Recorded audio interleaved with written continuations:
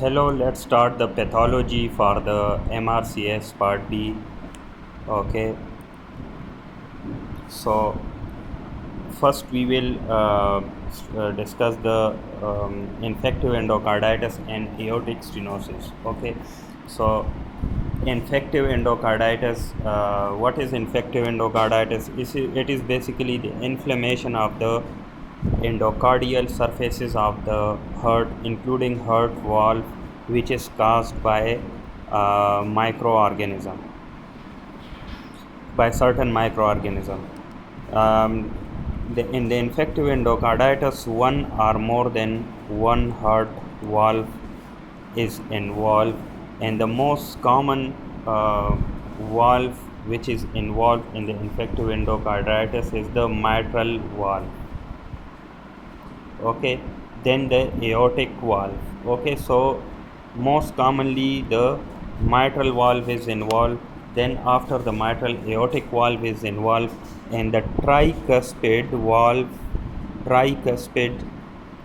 valve is involved in those individual which are the chronic IV drug users. Okay, so the most commonly heart valve involved is mitral valve, then aortic, and then after the aortic the tricuspid valve is involved. Okay, now, then the types of endocarditis. It can be infective endocarditis, non-bacterial, thrombotic endocarditis, and Liebman-Sachs endocarditis. So the infective endocarditis, here the microbes colonize the heart walls and form fibril vegetations. Okay, vegetations are basically the uh, growth on the heart walls, which is composed of platelets, fibrin, and microorganism. And in the infective endocarditis has two subtypes. Okay, so it has two subtypes. The infective endocarditis, it can be acute. Okay, and the acute infective endocarditis is rapid in onset. Okay, and it is mostly caused by the bacteria Staph aureus. Staph aureus. While the second type is subacute infective endocarditis. Okay, subacute infective endocarditis, and it is slow in onset, and it is caused by the streptococcus viridans, and this endocarditis is associated with dental procedures.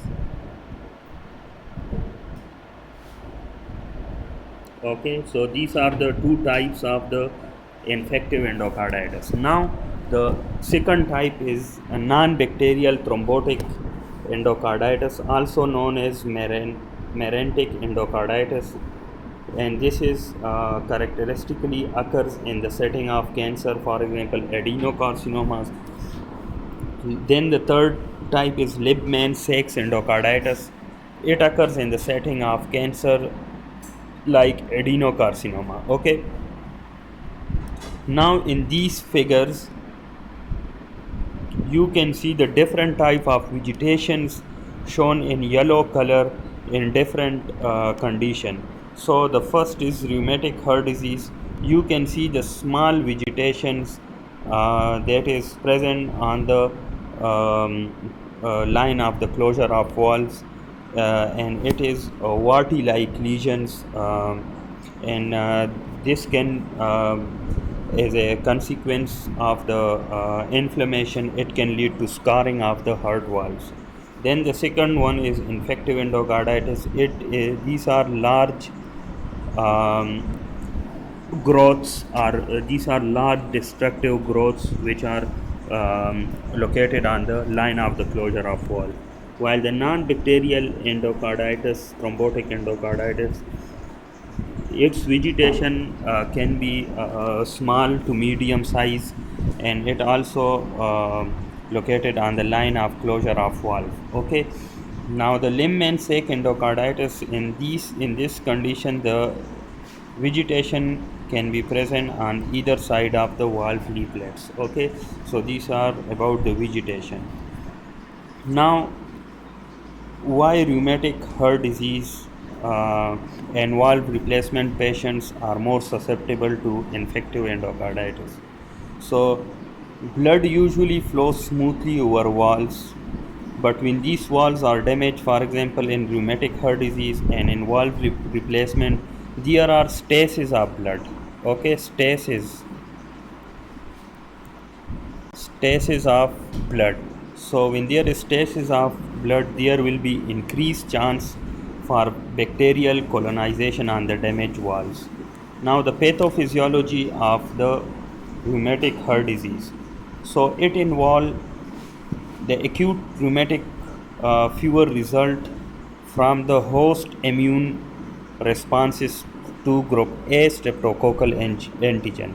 So rheumatic heart disease is basically occurs as a complication of the group A streptococcal infection, also called beta hemolytic bacteria. Okay, so it results from the host responses to group A streptococcal antigens that cross react with the host proteins. Okay, so the our own immune system doesn't recognize the uh, group A streptococcal antigens and the self antigens because they are similar in structure. So okay, so in particular antibodies and CD4 positive T cell directed against streptococcal M protein can also in some cases recognize the cardiac self antigens. Okay, so in this figure you can see this is antigen presenting cells and it present the antigen to the CD4 positive T cell.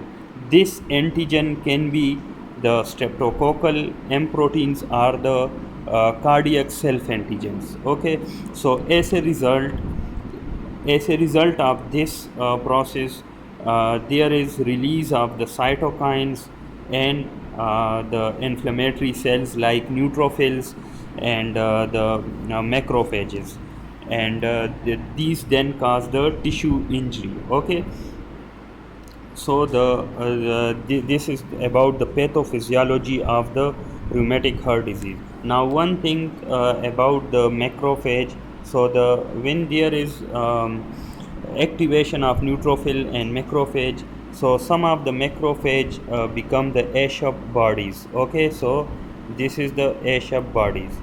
So some of the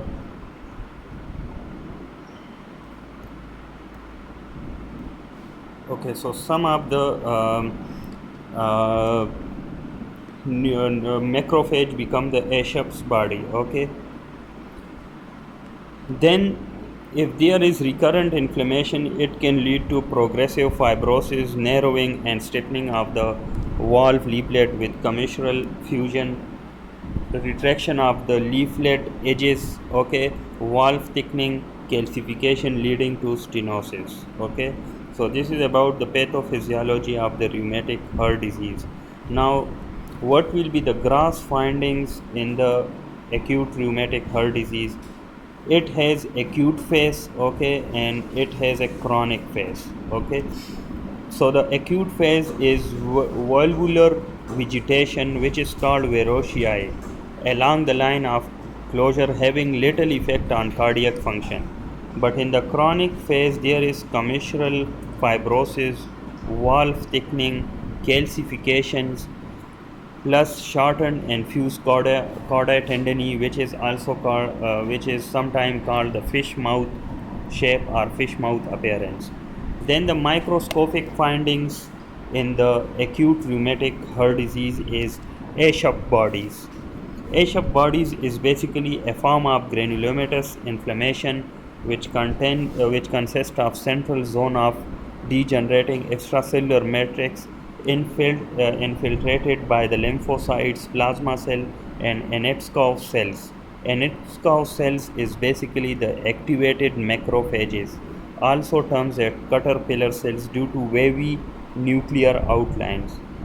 It is found in all layers of the heart, that is pericardium, myocardium and endocardium.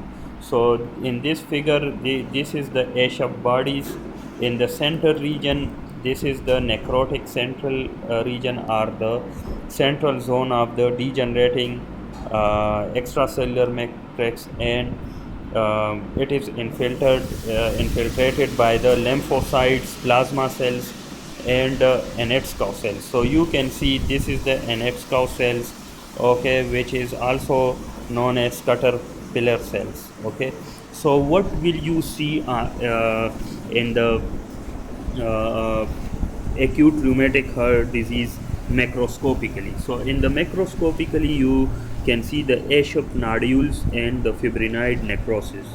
Okay, so these are the images. In the first image, you can see these are the small vegetations. Okay, these are the small vegetation on the line of closure of the valve leaflets. Okay, these small vegetation is present in the acute phase of the acute rheumatic heart disease, and it is also called verocei. Okay, then in the this picture, in the B picture, this image, you can see this is the A-shaped bodies.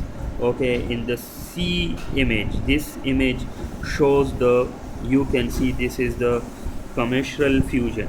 Okay, commissural fusion, you can see this is the commissural fusion and thickening and distortion of the valve leaflets. So this is the chronic phase. This picture shows the chronic phase of the acute rheumatic heart disease. Okay, in the D pictures, you can see the mitral valve with the revascularization, neovascularization. Then this E picture shows the surgically removed specimen with rheumatic aortic stenosis, demonstrating the thickening and distortion of the cusp with commissural fusion. Okay, so this is about the acute rheumatic. Now, in the acute rheumatic heart disease or in the infective endocarditis, how we will identify the vegetation? So we will do the 2D echo.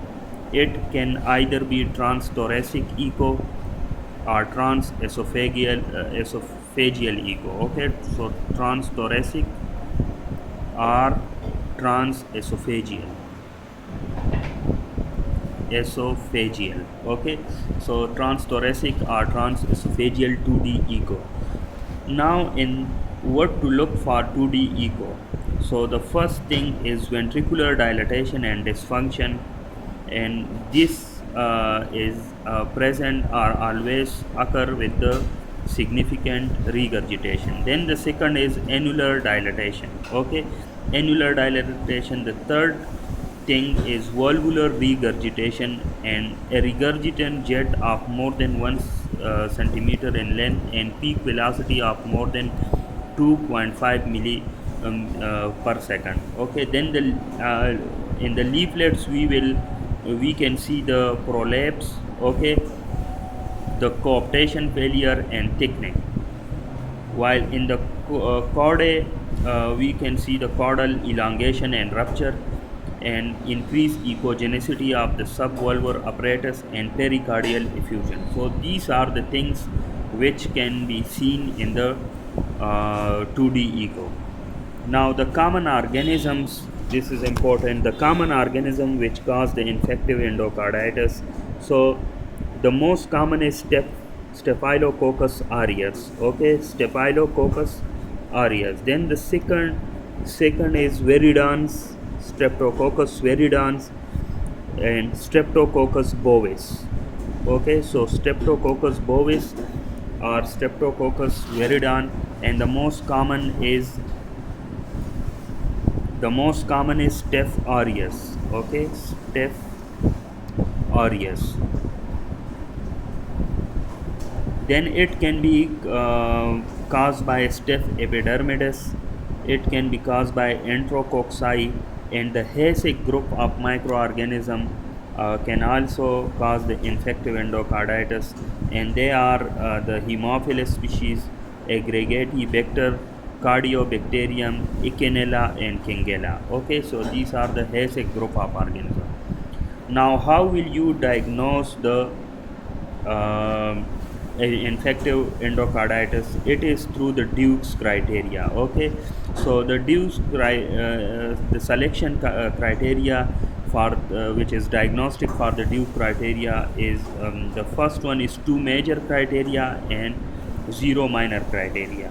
Then the second diagnostic criteria is one major criteria and three minor criteria. The third one is five minor criteria and no major criteria. Then what will be the major criteria for the acute infective endocarditis? The first criteria is blood cultures positive for endocarditis. Okay, so the criteria for the positive blood culture will be, the first, there will be typical microorganisms. Okay, the typical microorganism consistent with infective endocarditis from two separate blood cultures. Okay, then the second criteria is the microorganisms consistent with the infective endocarditis from the persistently positive blood cultures. Okay, so this is the second criteria. And the third criteria for the positive blood culture is single positive blood culture for Coxiella burnetii or phase 1 IgG antibody titer more than 1 ratio 800. Okay, so this is the first major criteria, first uh, point of the major criteria. Then the the second is this one, which is the evidence from the of endocardial involvement. So endocardial involvement, we will see it on 2D echo. Okay, 2D echo. Then if the echocardiogram is positive for infective endocarditis, abscess, new partial dehiscence of prostatic valve, new valvular regurgitation. But you should note that the worsening or change of pre-existing murmur is not significant. Okay, then the minor criteria. So we will, the most common the minor criteria is fever, which is most commonly presented. It is fever greater than or equal to 38 degrees C. Then we will be looking for the predisposition. If there is an previous heart condition, or the patient or the person is IV drug user or not. Then vascular phenomena, we will have to look for the vascular phenomena like major arterial emboli, septic pulmonary infarcts, mycotic aneurysm, intracranial hemorrhage, conjunctival hemorrhage, or Janeway lesions. Okay, then vascular phenomena, we can also look at the immunological phenomena like glomerulonephritis, Osler nodes, Roth spots, and rheumatoid factor. Then the microbiological evidence like the positive blood culture but does not meet a major criteria, like if there is positive blood culture but it doesn't follow the major criteria that we have already discussed. Okay, then the echocardiographic findings, it is consistent with the endocarditis but it does not meet a major criteria. So if there is echocardiographic findings of infective endocarditis but it doesn't meet a major criteria as we have discussed in above, okay, so it will be considered as minor criteria. Okay, causes and risk factors of the endocarditis. Okay, so the first is acquired valvular heart disease with stenosis or regurgitation. Then the second is valve replacement. The third one is structural congenital heart diseases including surgically corrected but excluding isolated ASD, fully repaired VSD or PDA. Then the fourth is previous infective endocarditis. The fifth one is HOCM, hypertrophic obstructive cardiomyopathy. The sixth one is devices like implantable cardioverter or defibrillators. Then the seventh is cyanotic congenital heart diseases. Then the 8 is colorectal carcinoma, okay, and the organism involved in this is streptococcus bovis.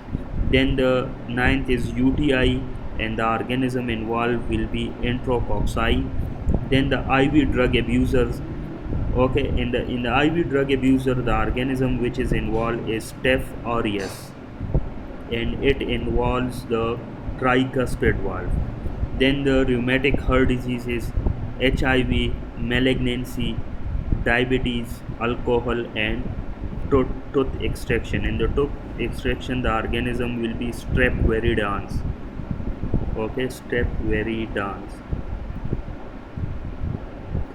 So these are the risk factor and causes of the infective endocarditis. Now the complication of the infective endocarditis can be cardiac or non-cardiac. The cardiac complication can be acute MI, myocardial infarction, pericarditis, arrhythmias, valvular insufficiency, congestive cardiac failure, sinus of Valsalva, like the aneurysm of the aortic sinus, then the aneurysm, intracardiac abscess, and arterial emboli. The non-cardiac complication can be glomerulonephritis, okay, then the AKI, acute kidney injury, stroke, mesenteric or splenic abscess are infra.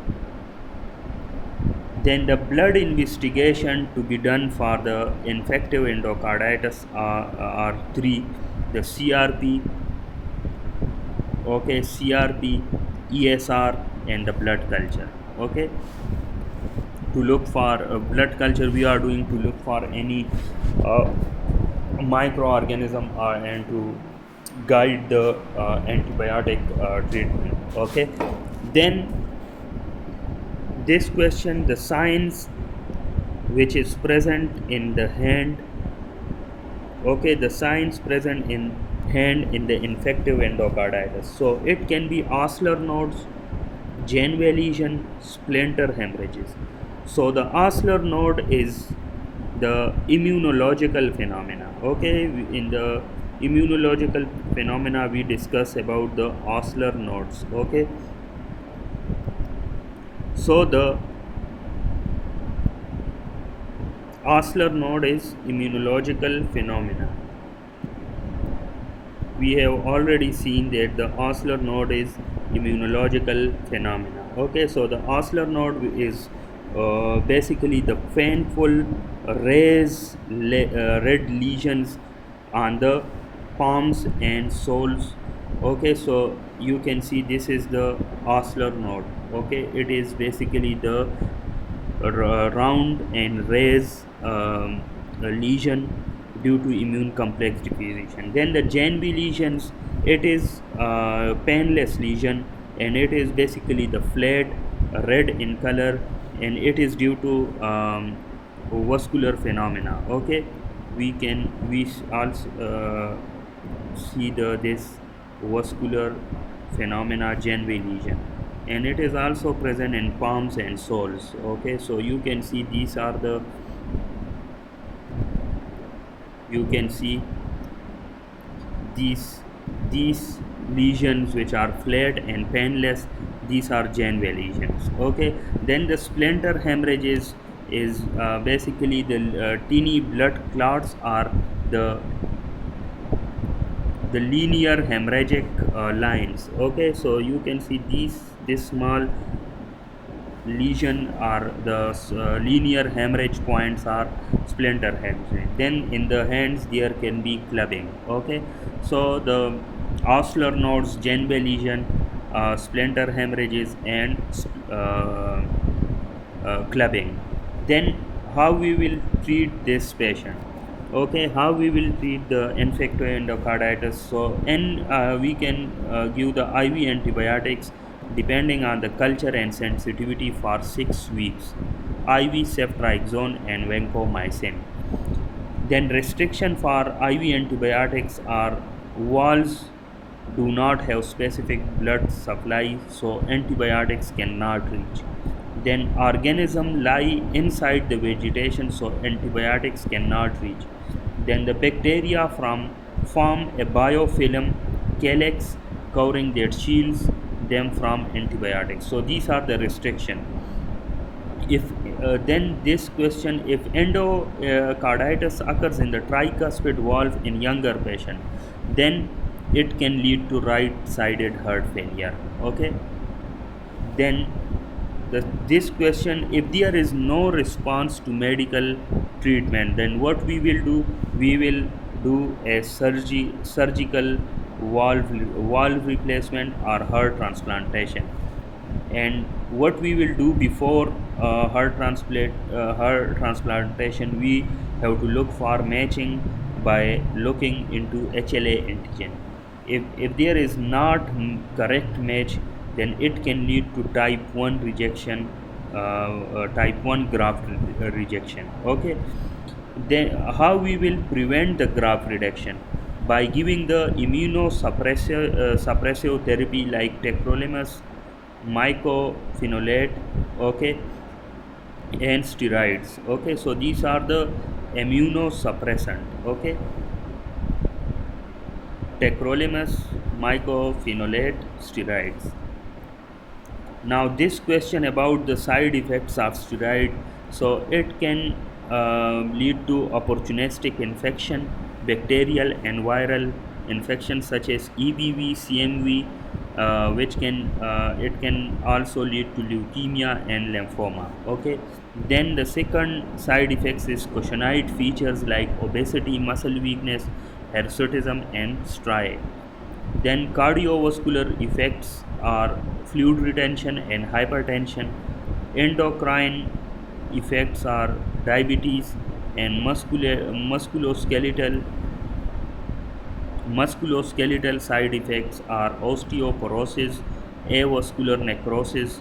Okay, then the proximal myopathy. Okay, so this is the about the side effects of the steroid.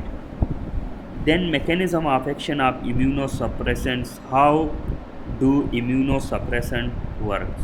So according to the classes of the immunosuppressive drugs, their action are different. So classes, there are 4 classes. The first one is corticosteroid, then the cytotoxic drugs, immunophilins, and lymphocyte depleting therapies. Okay, so example of the corticosteroid are prednisolone, methylprednisolone, and its mechanism of action is anti-inflammatory, which it basically kills the T cells. Then the cytotoxic drugs like cyclophosphamide, azathioprine, methotrexate, leflunomide, mycophenolate, briquinar. Okay, and its action is that it blocks the cell division non-specifically. Then the immunophilins. Okay, its example is cyclosporin, and its action is that it blocks the T cell responses. Then the fourth one is lymphocyte depleting therapies. it its examples anti-lymphocytic globulin monoclonal antibodies, and its action is that it kills the T cells non-specifically and kills the activated T cells. Okay, then as you know that after valve replacement,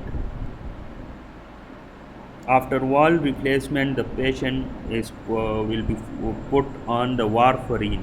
So why the warfarin? So to prevent thermoembolism. Okay, then the mechanism of action of warfarin, it inhibit the vitamin K dependent factors. So it is basically the vitamin K antagonist, thus inhibiting the factor 2, 7, 9, and 10. Okay, how to monitor the level of the warfarin or action of warfarin? By measuring the INR. Then if there is warfarin toxicity, then how will we reverse? By giving the vitamin K. Okay, fresh frozen plasma,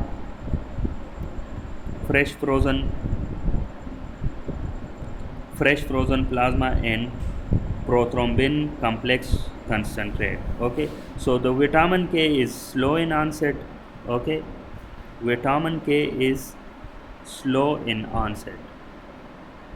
It is important to note that vitamin K is slow in onset, and the rapid action is by the fresh frozen plasma and prothrombin complex concentrate.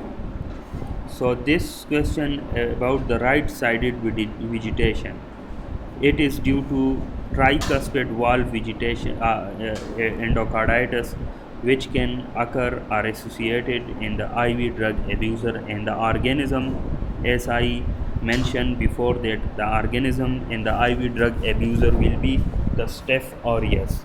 Then the prophylaxis against infective endocarditis.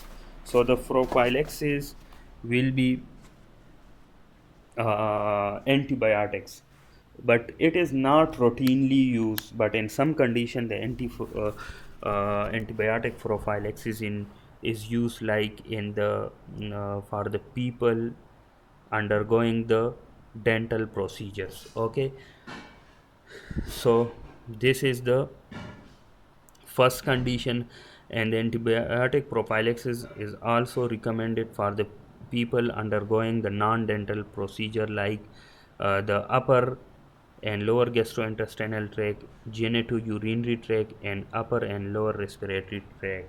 Okay, one thing you must keep in mind that chlorhexidine mouthwash should not be offered as prophylaxis against the infective endocarditis to people at risk of infective endocarditis undergoing the dental procedure. So chlorhexidine should not be offered. Okay, so this is all about the infective endocarditis. We have covered like every question that is in here. Okay, so this is about infective. In the next lecture we will be doing the infective the aortic stenosis. Thank you.